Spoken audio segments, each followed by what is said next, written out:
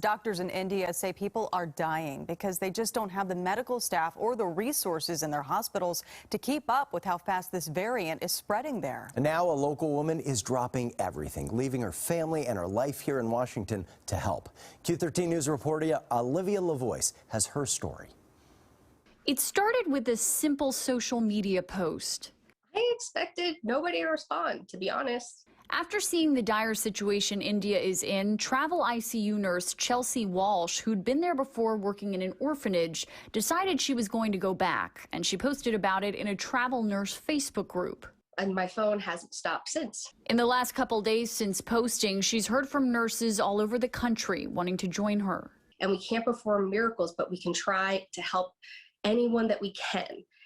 And the more I warn them this is going to be hard, the more the nurses are like, yeah, let's do this. Challenge accepted. I saw the video online of what it was like there, and I was like, I have to go. One of the roughly 40 American nurses who've committed to going to Delhi, India, is Heather Forthifer. All of my friends, they're like, well, you know, there's other ways you can help. You can send supplies. You can do this. I'm like, well, anybody can do that.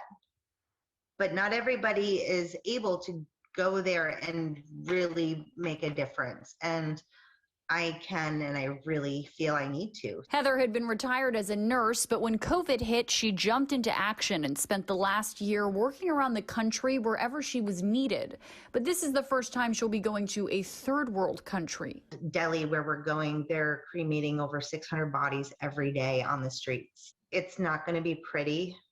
It's going to probably stick with us for a long time. But a lot of what we saw with COVID is going to stick with us for a long time. You know, it just comes out when it wants to. The nurses will be working in conditions most Americans can't even imagine, and they won't be paid a cent for any of it. They'll be paying for everything themselves. And my husband, he's like, we can't afford that. I'm like, but we can make it happen, you know? So I made a GoFundMe and I'm trying, but I'm going regardless. The airlines are not helping us.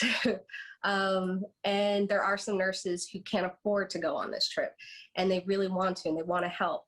So we're trying to find ways to get them flights and cover them. And to this group of nurses, dipping into their savings to be able to go help people is a given. I think this last year really made us a lot tougher and stronger than what we were before. Olivia Lavoie, Q13 News. So courageous and selfless. You know, the biggest cost these nurses are facing for their trip, the flights to India. They have created a GoFundMe, as you just heard. You can find a link to that on our website, Q13FOX.com.